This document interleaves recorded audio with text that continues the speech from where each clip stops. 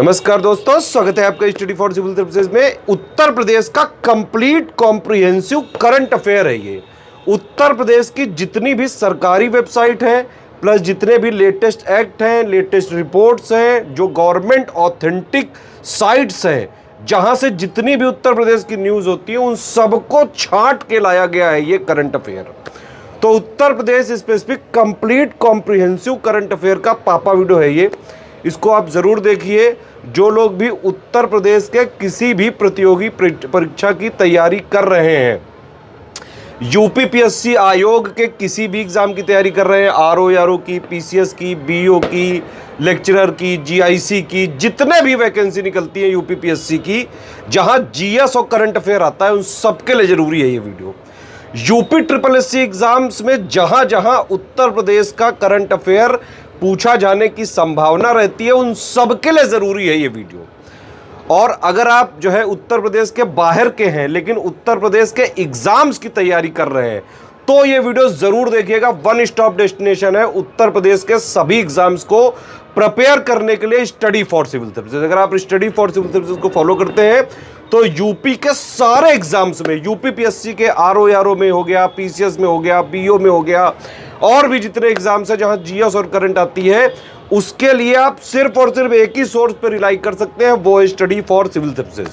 तो भैया ये उत्तर प्रदेश का कंप्लीट कॉम्प्रिहेंसिव लेटेस्ट ट्रेंड और पैटर्न के हिसाब से कंप्लीटली रिवाइज्ड और अपडेटेड पापा वीडियो है ये। इसको देखिए पूरा। वीडियो के लिए हम पहले ही बता चुके हैं, वीडियो फ्री थे, फ्री है, फ्री रहेंगे। पिछले 8 साल से इसको फॉलो करने वाला, स्ट्रिक्टली फॉलो करने वाला सिर्फ एक यूट्यूब चैनल है, वो है स्टडी फॉर सिविल सर्विसेज।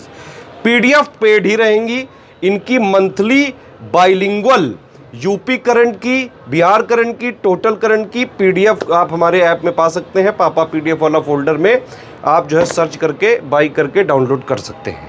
इस वाले वीडियो में पिछले महीने का यूपी का, उत्तर प्रदेश का जितना करंट अफेयर सभी एग्जाम्स के लिए जरूरी है, सिर्फ उतना ही लिया गया है।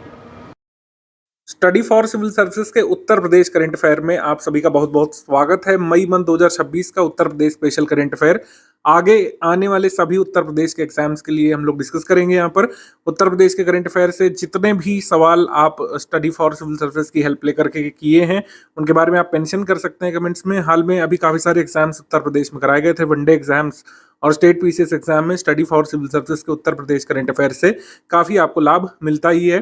स्टडी फॉर सिविल सर्विसेज के कोर्सेज रनिंग है उत्तर प्रदेश की परीक्षाओं के लिए। इसके लिए आप study for civil services application हमारा डाउनलोड कर सकते हैं। वनडे एग्जाम्स के लिए ज्ञान सर एजुकेशन करके एप्लीकेशन है, उस पर जो है आप जरूर जुड़ जाइए। यहाँ पर काफ़ी सारे इंपॉर्टेंट अपडेट्स उसमें आपको मिलते रहते हैं। सबसे पहले एग्रीमेंट सेक्शन, कृषि एवं प्रसंस्कृत खाद्य उत्पाद निर्यात विकास प्राधिकरण यानी एपीडा के बारे में बात करें। इन्होंने उत्तर प्रदेश सरकार के साथ समझौता किया। बेसिकली एक 70 ईयर का लीज एग्रीमेंट किया है, जिससे एक संस्थान कह सकते हैं स्टैब्लिश किया जाएगा। क्या संस्थान स्टैब्लिश किया जाएगा? भारत का पहला एकीकृत बासमती और जैविक प्रशिक्षण सह प्रदर्शन फार्म एक तरीके से स्टैब्लिश करेंगे। और कहाँ पे करेंगे, यही हमारे एग्जाम के लिए जरूरी रहेगा। पीलीभीत में करेंगे। India first integrated basmati and organic rice cum demonstration farm ये पीलीभीत में लगेगा। निश्चित तौर पर आयोग आपको कंफ्यूज करने के लिए ऑप्शन में डालेगा चंदौली। 4 में से एक ऑप्शन निश्चित तौर पर चंदौली रहेगा, क्योंकि चंदौली जो है ये माना जाता है उत्तर प्रदेश का rice bowl of Uttar Pradesh, धान का कटोरा कहा जाता है। लेकिन India first integrated basmati and organic rice cum training demonstration farm ये खुलेगा पीलीभीत में। आगे बढ़ते हैं हम लोग। Coca Cola India private limited Uttar Pradesh के बीच यहाँ पर समझौता किया गया है। इन्वेस्ट यूपी के साथ जल संरक्षण, अपशिष्ट प्रबंधन, पर्यटन सुविधाओं के लिए सहयोग समझौता यहाँ पर 3 वर्ष के लिए किया गया है। उत्तर प्रदेश में बुनियादी संरचना के विकास और सतत विकास को प्रोत्साहित करने की सामुदायिक सशक्तिकरण की योजना रहेगी कोका कोला इंडिया और इन्वेस्ट यूपी के बीच। विटले पुरस्कार के बारे में बात करें तो भारतीय संरक्षणविद और वैज्ञानिक परवीन शेख को ये पुरस्कार मिला है। विटले पुरस्कार, ये विटले फंड फॉर नेचर एक यूके बेस्ड चैरिटी ऑर्गेनाइजेशन, उसके द्वारा ये दिया जाता है। परवीन शेख गंगा नदी के किनारे भारतीय स्कीमर पक्षी के समुदाय आधारित संरक्षण के लिए प्रयागराज तक प्रयासों के विस्तार के लिए इनको दिया गया है। मतलब गंगा किनारे और प्रयागराज के किनारे ये जो है इंडियन स्कीमर पक्षी, जो कि एक स्कीमिंग के लिए जाना जाता है, यानी कि पानी की सतह को छूते हुए जो पक्षी उड़ान भरते हैं, कई बार आपने देखा होगा अगर पास में, तो ये स्कीमिंग करता है इंडियन स्कीमर पक्षी के संरक्षण के लिए, जो कि एक लुप्तप्राय पक्षी है, इसके संरक्षण के लिए इनको पुरस्कार ये दिया गया है। साइंटिफिक नेम जो है इंडियन स्कीमर का रिंचोप्स अल्बिकोलिस है। आगे बढ़ते हैं हम लोग। लंदन रॉयल सोसाइटी के फेलो के रूप में मान्यता मिली है प्रोफेसर मनींद्र अग्रवाल को। आईआईटी कानपुर से डॉक्टर सौम्या स्वामीनाथन को विश्व स्वास्थ्य संगठन की पूर्व मुख्य वैज्ञानिक रह चुकी हैं।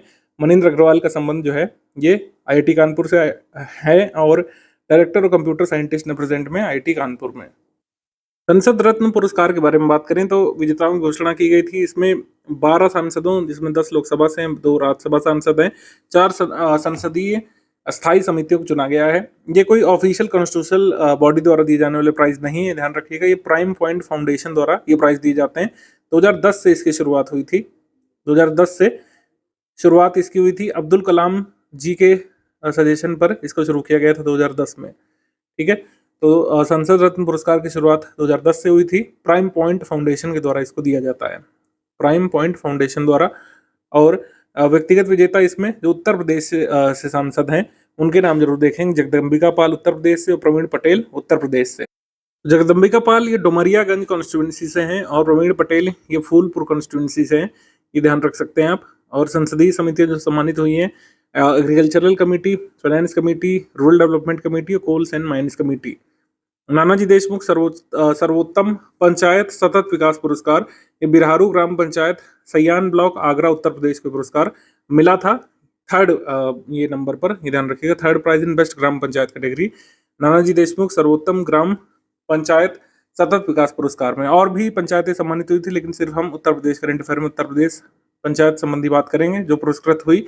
इसके बाद बात कर लेते हैं स्कीम्स कैंपेन में। Visit my state tourism campaign, घरेलू पर्यटन के संवर्धन के लिए विजिट माई स्टेट अभियान की यहाँ पर शुरुआत की गई है। पर्यटन एवं संस्कृति मंत्री जयवीर सिंह की अध्यक्षता में उच्च स्तरीय बैठक में इस अभियान की आधिकारिक रूपरेखा को अंतिम रूप दिया गया था। इस पहल के तहत उत्तर प्रदेश भर के सरकारी संग्रहालयों को दिए जाने के लिए बच्चों परिवारों को मुफ्त प्रवेश यहाँ पर दिए जाने की बात कही गई थी। तो विजिट माई स्टेट का उद्देश्य यही था कि उत्तर प्रदेश के पर्यटन वगैरह के बारे में जानकारी दी जाए। तो जो भी चिल्ड्रन फैमिली यहाँ पर उत्तर प्रदेश घूमने के लिए म्यूजियम वगैरह में बेसिकली आने वाले थे, तो उनको फ्री प्रवेश यहाँ पर 2 महीने देने की बात कही गई थी, जिससे temple circuits, cow shelter tourism, wellness tourism को उत्तर प्रदेश में प्रमोट किया जा सके। $1 trillion economy CM fellowship scheme ये आ चुकी है उत्तर प्रदेश सरकार की। काफ़ी इसकी चर्चा भी थी और हमारे एग्जाम्स के लिए काफ़ी ज़रूरी हो सकती है। CM fellowship scheme Uttar Pradesh सरकार ने यहाँ पे शुरू की है। $1 ट्रिलियन इकोनॉमी का जो टारगेट अचीव करना है 2027 तक, उसके लिए ये स्कीम लाई गई है। बेसिकली $1 ट्रिलियन की अर्थव्यवस्था बनने का लक्ष्य का समर्थन करना इसका मोटे तौर पर उद्देश्य बताया गया है। जनपद में जिलाधिकारी की अध्यक्षता में गठित जिला ओटीडी सेल कार्यक्षमता बढ़ाने के लिए एक ओटीडी फेलो आर्थिक विकास और एक ओटीडी फेलो डेटा विश्लेषक को जो है इसमें शामिल किया जाएगा। अब इसमें खास बात यह है कि कोई भी अप्लाई कर सकता है, लेकिन इसके लिए कुछ पात्रताएं या एलिजिबिलिटी क्राइटेरिया बताया गया है। एलिजिबिलिटी क्राइटेरिया आप लोग लर्न कर सकते हैं। मिनिमम फर्स्ट डिवीजन या फिर 60% से ग्रेजुएट होना चाहिए या फिर हायर क्वालिफिकेशन हो, पोस्ट ग्रेजुएशन पीएचडी वगैरह।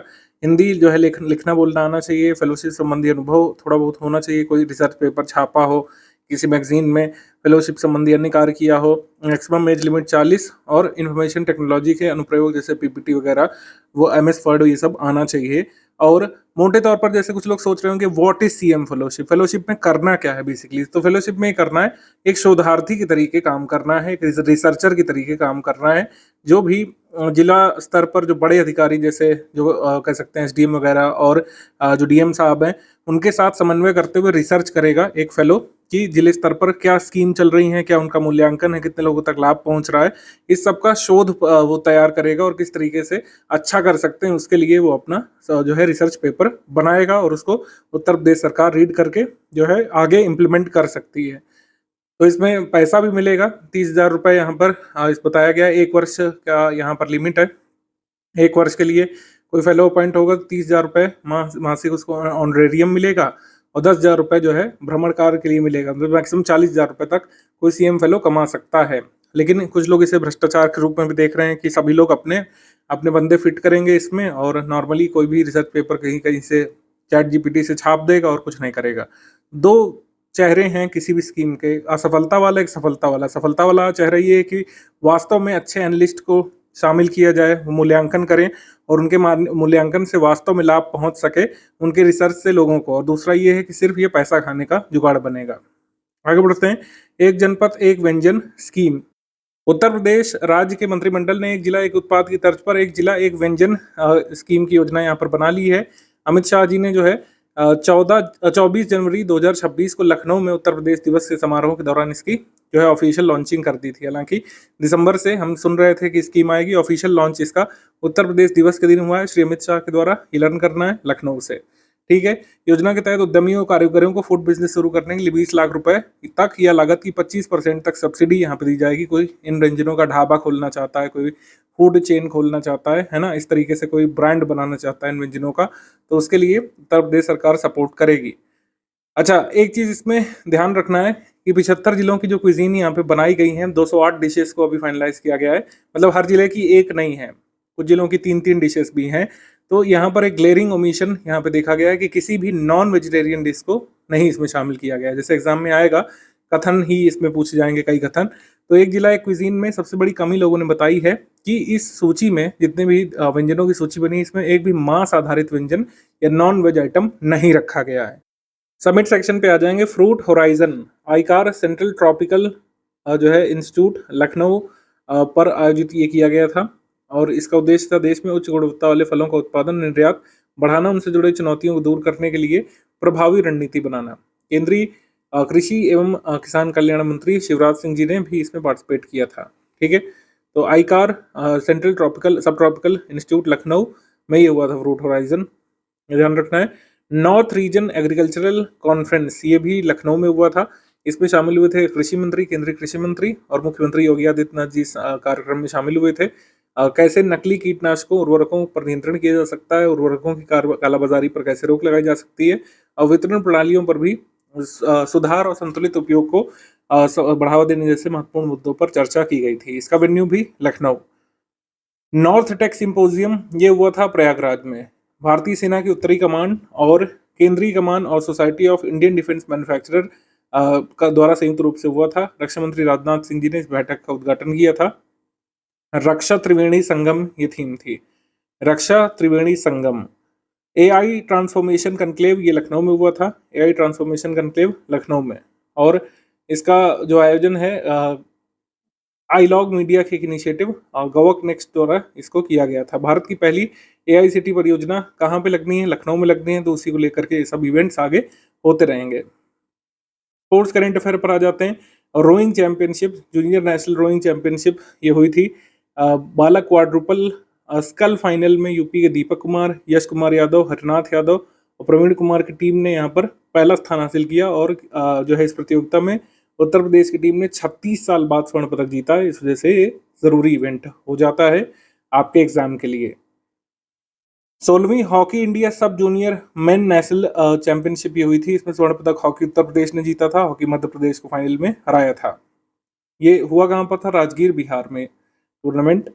उसके बाद 16वीं हॉकी इंडिया सब जूनियर महिला राष्ट्रीय चैंपियनशिप, इसमें स्वर्ण पदक हॉकी झारखंड ने जीता था। इसमें कांस्य पदक हॉकी एसोसिएशन ऑफ ओडिशा ने जीता था, उत्तर प्रदेश को हरा दिया था। तो उत्तर प्रदेश को इसमें ना गोल्ड मिला, ना सिल्वर, ना ब्रॉन्ज, चौथे के लिए कोई मेडल होता नहीं है। आगे बढ़ते हैं, एमसीक्यू करंट अफेयर पर आ जाते हैं हम लोग। तो पहला हमारा एमसीक्यू है 28 अप्रैल 2026 को प्रधानमंत्री जी ने किस स्थान पर आयोजित एक महिला सम्मेलन में भाग लिया था और 6350 करोड़ रुपए की योजनाओं का शिलान्यास लोकार्पण किया? तो जो है वाराणसी से किया गया था। जो है वाराणसी में महिला सम्मेलन में मोदी जी ने पार्टिसिपेट किया था, ये सही है। वाराणसी यहाँ पर आपका सही उत्तर हो जाएगा। 28 अप्रैल 2026 की ये बात है, इसका उत्तर हो जाएगा वाराणसी। और इसमें जो कह सकते हैं लोकार्पण वगैरह किया गया था, उसमें जरूरी चीजें क्या है वो यहाँ पर देख लेते हैं। इसमें जैसे 500 बेड वाला एक सुपर स्पेशलिटी अस्पताल की शुरुआत और सोवा रिगपा अस्पताल का उद्घाटन ये वाराणसी में किया गया था, ये जरूरी है। सोवा रिगपा पद्धति वाला हॉस्पिटल जारी किया गया था, मतलब ये इनॉग्रेट किया गया था मोदी जी के द्वारा वाराणसी में, ध्यान रख सकते हैं। आगे है केंद्रीय मंत्री जितेंद्र सिंह ने भारत में वैज्ञानिक अनुसंधान, बुनियादी संरचना और नवाचार को मजबूत करने के लिए बीएचयू में साथी सुविधा का दौरा किया था, ये सही है, ये कथन सही। उत्तर प्रदेश कैबिनेट ने राज्य की बढ़ती बिजली को मांग को पूरा करने के लिए प्रयागराज के मेजा सेकंड तापीय विद्युत परियोजना विस्तार को मंजूरी दे दी है। मेजा फेज 2 मतलब मेजा जो पावर जनरेशन प्लांट है, ठीक है, इसकी कैपेसिटी बढ़ाई जाएगी मेजा 2 के तहत। थर्मल पावर जनरेशन प्लांट की कैपेसिटी यहाँ पे बढ़ाई जाएगी, ठीक है।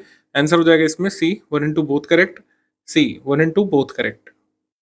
साथ ही इनिशिएटिव जो बीएचयू का है बेसिकली ये फोकस्ड है रिसर्च और इनोवेशन पर। रिसर्च इंफ्रास्ट्रक्चर कैसे लीप्स एंड बाउंड्स भारत का आगे बढ़ सकता है, यानी कि तेजी से आगे बढ़ सकता है, उसके बारे में साथ ही इनिशिएटिव बीएचयू में काम करता है। अयोध्या में जन्मे मशहूर शायर प्रसिद्ध कवि बशीर बद्र का 28 मई 2026 को निधन हो गया था। उनको पद्मश्री कब दिया गया था? 1999 में इनको पद्मश्री से सम्मानित किया गया था बशीर बद्र को। बी यहाँ पे सही कथन है। आगे है, अप्रैल 2026 में उत्तर प्रदेश डिफेंस कॉरिडोर के किस नोड में भारत इलेक्ट्रॉनिक्स लिमिटेड BEL के लिए 75 हेक्टेयर भूमि आवंटित की गई थी? चित्रकूट नोड पर। चित्रकूट नोड पर जो है डिफेंस इंडस्ट्रियल कॉरिडोर में BEL के लिए भूमि आवंटित की गई है। तो BEL यहाँ पर बेसिकली बनाएगा क्या? Radar and air defence system manufacturing unit basically BEL यहाँ पे लगाएगा। आगे निम्नलिखित में से कौन सा कथन रॉन्ग है? नेशनल स्किल ट्रेनिंग इंस्टीट्यूट जो दादरनगर कानपुर में है, इसको देश के पहले aeronautics national centre of excellence के रूप में डेवलप किया जाना है, फ्रांस के सहयोग से किया जाएगा। ये सही है, यह सही कथन है, ठीक है। आगे है, प्रधानमंत्री मोदी जी की विशेष पहल पर भारत सांची स्तूप से भगवान बुद्ध के 2 प्रमुख शिष्यों अरहत सारिपुत्र और अरहत मौदगल्यान के पवित्र अवशेष मंगोलिया भेज रहा है। ये सही, ये भी सही कथन है। उत्तर हो जाएगा इसमें बोथ 1 and 2 करेक्ट। इनकरेक्ट पूछा है तो उत्तर हो जाएगा डी, कोई भी इनकरेक्ट नहीं है, दोनों ही कथन यहाँ पे सही हैं। जो है इनके अवशेष अरहत सारिपुत्र के अरहत मौदगल्यान के सांची स्तूप से मंगोलिया भेजे गए थे। आगे प्रश्न है, 15 अप्रैल 2026 को उत्तर प्रदेश के मुख्यमंत्री जी ने लखनऊ में टाटा मोटर्स के संयंत्र के 10 लाखवीं इलेक्ट्रिक बस को हरी झंडी दिखाकर रवाना किया था। टाटा मोटर्स का प्लांट है कहाँ पर बेसिकली ये पूछा है, तो ये लखनऊ में, ऑप्शन नंबर डी यहाँ पर सही है, लखनऊ में। मई 2026 में उत्तर प्रदेश के मुख्यमंत्री जी ने मऊ जनपद के किस विशिष्ट क्षेत्र में 114 विकास परियोजनाओं का लोकार्पण और शिलान्यास किया था? तो ये किया था मधुबन में, मधुबन, बी यहाँ पे सही है, बी। आगे प्रश्न है, राष्ट्रीय आपदा मोचन बल NDRF को 14 मई को गाजियाबाद में आयोजित एक भव्य समारोह में प्रेसिडेंट्स कलर अवार्ड से सम्मानित किया गया था। प्रेसिडेंट्स कलर अवार्ड जो है ये हाईएस्ट ऑनर होता है किसी भी कह सकते हैं डिफेंस यूनिट के लिए, ठीक है, तो ये सही है। दिल्ली देहरादून इकोनॉमिक कॉरिडोर पर उत्तर प्रदेश के सहारनपुर शहर में पहला इंडस्ट्रियल और लॉजिस्टिक हब का निर्माण किया जा रहा है। फर्स्ट इंडस्ट्रियल लॉजिस्टिक हब ये सहारनपुर डिस्ट्रिक्ट में दिल्ली देहरादून इकोनॉमिक कॉरिडोर पर ये बन रहा है, ये सही है। हमारा उत्तर हो जाएगा इसमें correct 1 and 2 both correct, 1 and 2 both correct, C. Uttar Pradesh में योगी आदित्यनाथ द्वारा मऊ के ताजपुर में ग्रामीण सैनिक हॉस्पिटल की स्थापना निम्नलिखित में से किसके द्वारा जो है की गई है? रिटायर्ड ब्रिगेडियर PN सिंह के द्वारा, बी यहाँ पर सही है, बी। निम्नलिखित कथनों पर विचार करें। वरिष्ठ IPS अधिकारी राजीव कृष्ण को उत्तर प्रदेश का पूर्णकालिक पुलिस महानिदेशक बनाया गया था, full time director general of police ये बनाया गया था, ये सही। उसके बाद राजनाथ सिंह और उत्तर प्रदेश के मुख्यमंत्री योगी आदित्यनाथ जी ने नौसेना सौर वाटिका का उद्घाटन किया था, नेवल सौर वाटिका का उद्घाटन लखनऊ में, ये सही, ये सही। आंसर हो जाएगा इसमें both 1 and 2 correct, both 1 and 2 correct. Answer हो जाएगा इसमें सी, बोथ 1 and 2 करेक्ट। 2 मई 2026 को भारतीय रेलवे ने उत्तर प्रदेश के रायबरेली स्थित मॉडर्न रेल कोच फैक्ट्री जो है इसमें कौन सी वंदे भारत ट्रेन को रवाना किया था? सभी जो है वंदे भारत ट्रेन को इसमें रवाना किया गया था। पहली ट्रेन जो है Vande Bharat train project year 2018 शुरू हुआ था, आपको पता है, वाराणसी से चली थी।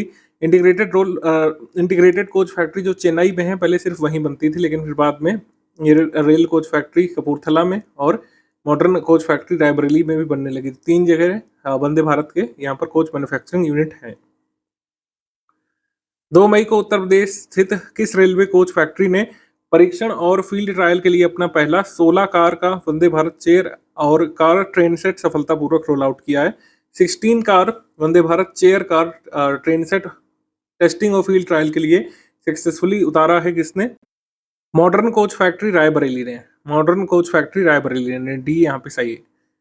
सुरक्षित गतिशीलता कार्यक्रम के संबंध में कौन सा कथन यहाँ पे सही है? सेफ मोबिलिटी प्रोग्राम के बारे में क्या सही है? पहला कि इसको शुरू किया गया safe mobility programme women's empowerment promote करने के लिए, सेफ ट्रांसपोर्टेशन और एम्प्लॉयमेंट जनरेशन पर ध्यान केंद्रित करने के लिए। ये सही है कि महिलाएं जो है एम्प्लॉयमेंट पर फोकस करें और ये ना सोचे कि रात हो रही है, रात में निकलने से भयभीत ना हो, इसके लिए सेफ मोबिलिटी कार्यक्रम शुरू किया गया है। तो स्वयं सहायता समूहों की महिलाओं को ई रिक्शा चालक के रूप में प्रशिक्षित करना इसका उद्देश्य है, जिससे महिलाओं और लड़कियों को सुरक्षित सुलभ आवागमन सुनिश्चित हो सके, ये सही है।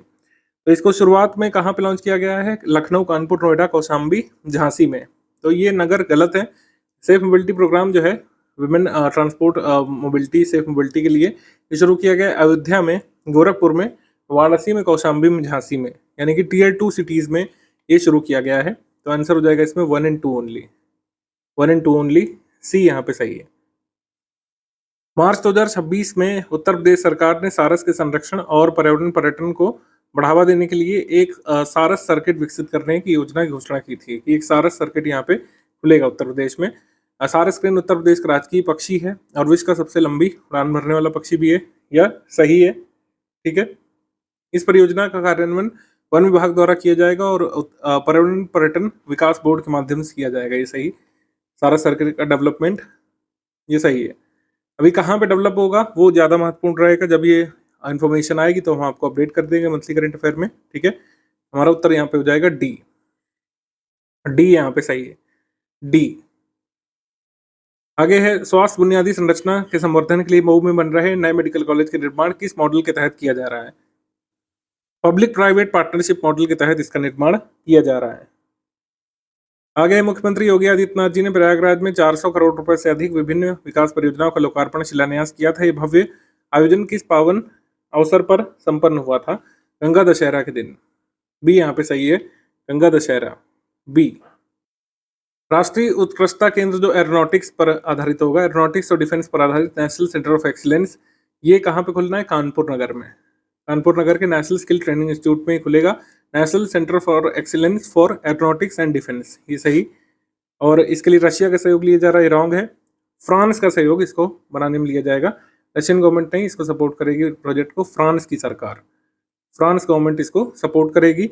स्थापना प्रधानमंत्री कौशल विकास और रोजगार क्षमता परिवर्तन सेतु के अंतर्गत की जाएगी, यानी पीएम सेतु योजना के तहत जो है इसको इम्प्लीमेंट किया जाएगा, ये सही, यस। इसमें उत्तर हो जाएगा हमारा 1 and 3 only correct, 1 and 3 only यहाँ पे करेक्ट है, 1 and 3 ओनली। हाल ही में उत्तर प्रदेश के किन दो शहरों के बीच लगभग 200 किलोमीटर लंबे एक विशाल पैलियो नदी चैनल या फिर प्राचीन भूमिगत नदी मार्ग की खोज की गई थी? ये नदी मार्ग खोजा गया था प्रयागराज से कानपुर के बीच बहने वाला भूमिगत नदी मार्ग, जो कि बहुत पुराना है। नेशनल जियो फिजिकल रिसर्च इंस्टीट्यूट ने इसको जो है खोजा है इलेक्ट्रोमैग्नेटिक टेक्नोलॉजी के तहत। ये पैलियो चैनल जो है 10 से 15 मीटर नीचे दबा हुआ है ग्राउंड सरफेस में, दोआब रीजन में, और प्रेजेंट डे जो है गंगा और यमुना के रीजन में ही ये 10 से 15 मीटर नीचे है। इसका रूट जब लगभग 200 किलोमीटर लंबा और 4 से 5 किलोमीटर चौड़ा बताया जा रहा है। रक्षा मंत्री जी ने 4 मई 2026 को रक्षा त्रिवेणी संगम पर आधारित जो है नॉर्थ टेक सिंपोजियम का आयोजन कहाँ पे किया था? नॉर्थ टेक सिंपोजियम का आयोजन हुआ था प्रयागराज में, प्रयागराज में, ए यहाँ पे सही है। उदयन किले के बारे में क्या सही है बताना है। जो करीब 2500 वर्ष पुराना उदयन किला है, उत्तर प्रदेश के कौशाम्बी जिले में अवस्थित है उदयन किला, ये सही है। और यमुना नदी किनारे स्थित प्राचीन भारत के 16 महाजनपदों में से एक वत्स साम्राज्य के राजा उदयन से जुड़ा हुआ है। ठीक है, ये सही है। हमारा उत्तर क्या हो जाएगा इसमें? 1 and 2 बोथ करेक्ट, सी यहाँ पे सही है, 1 and 2 बोथ करेक्ट, सी। किस सरकारी संस्था ने उत्तर प्रदेश के गाजियाबाद में एक अत्याधुनिक शू टेस्टिंग लैब की स्थापना की है? तो नेशनल टेस्ट हाउस ने शू टेस्टिंग लैब की स्थापना की है, कहाँ पे? गाजियाबाद में, गाजियाबाद में नेशनल टेस्ट हाउस ने एक शू टेस्टिंग लैब की स्थापना की है गाजियाबाद में। आगे भारतीय मौसम विज्ञान विभाग द्वारा उत्तर प्रदेश में पायलट प्रोजेक्ट के तौर पर एआई आधारित वर्षा पूर्वानुमान प्रणाली शुरू की गई है। इसके बताना है कौन से कथन सही है। 3 कथन है। पहला, 10 किलोमीटर तक जो है स्पेशल रिजोल्यूशन के पर अति स्थानीयकृत हाइपर लोकल मौसम पूर्वानुमान ये प्रदान करेगा। तो यहाँ पर 10 किलोमीटर का नहीं दायरा है, ये 1 किलोमीटर तक का यहाँ पर सही होगा। तो ये रॉन्ग हो गया फैक्चुअली, 10 किलोमीटर नहीं, यहाँ पर होगा 1 किलोमीटर। हाइपर लोकल फोरकास्ट जो है 1 किलोमीटर स्पेशल रिजोल्यूशन का अवेलेबल होगा। आगे एआई मॉडल जो है इसमें मिथुना को मुख्य रूप से भारतीय उष्णकटिबंधीय मौसम विज्ञान संस्थान पुणे द्वारा विकसित किया गया है। इसका जो एआई मॉडल है उसको मिथुना नाम दिया गया है। इस वेदर फोरकास्ट सिस्टम में या फिर रेनफॉल फोरकास्टिंग सिस्टम में जो एआई मॉडल यूज हुआ है उसका नाम मिथुना रखा गया है, और ये करेक्ट वेदर फोरकास्ट 10 दिवस पहले बता सकता है।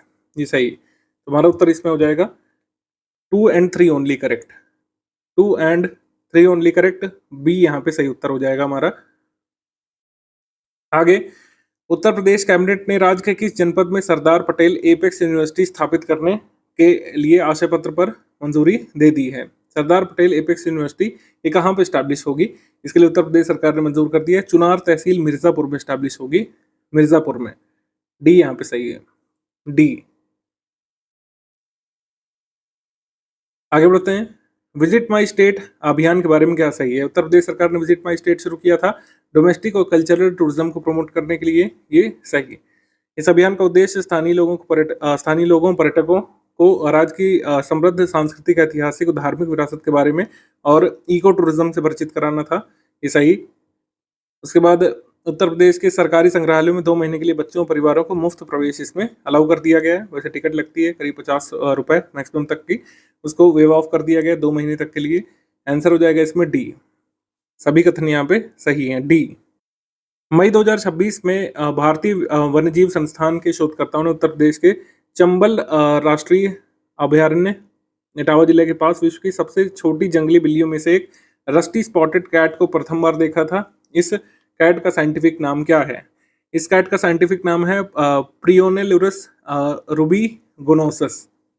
ये इस जो है रस्टी स्पॉटेड कैट का नाम है, बी यहाँ पे सही कथन हो जाएगा हमारा, बी।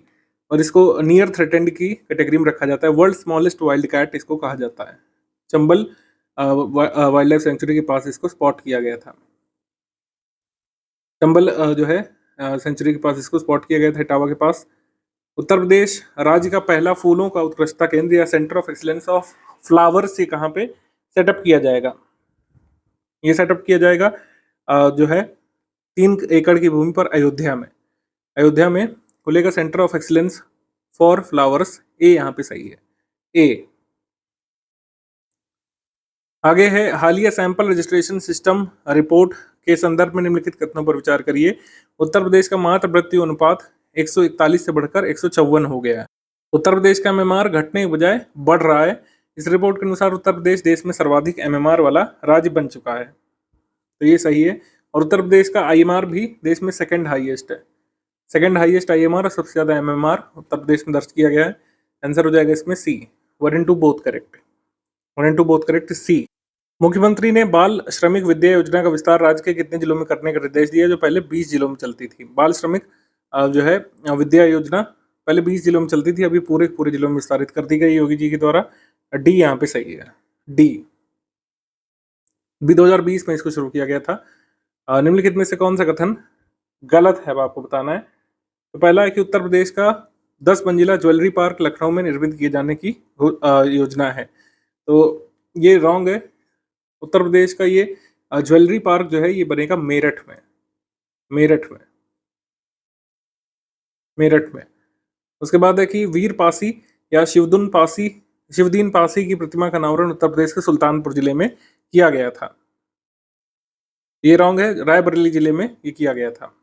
कहाँ पे किया गया था? रायबरेली में। शिवदीन पासी की प्रतिमा का अनावरण जो है वीरा पासी भी इनको कहा जाता है, रायबरेली में किया गया था, तो ये भी रॉन्ग हो गया। उत्तर हो जाएगा इसमें both 1 and 2 incorrect, both 1 and 2 incorrect, C. 1857 की क्रांति के नायक हैं शिवदीन पासी। निम्नलिखित कथनों पर विचार करना है। एनसीआरबी की रिपोर्ट के अनुसार उत्तर प्रदेश फर्स्ट है इन टर्म्स ऑफ महिलाओं के खिलाफ अपराध में कन्विक्शन रेट के मामले में, first in the country in terms of conviction rate for crimes against women. Conviction के मामले में उत्तर प्रदेश फर्स्ट पर है, obvious सी बात है, अपराध भी ज्यादा होंगे तभी कन्विक्शन रेट भी हाई है, यस।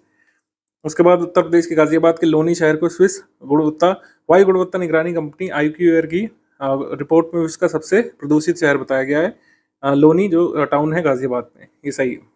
हमारा उत्तर क्या हो जाएगा इसमें? हमारा उत्तर इसमें हो जाएगा both 1 and 2 correct, C, both 1 and 2 correct, C.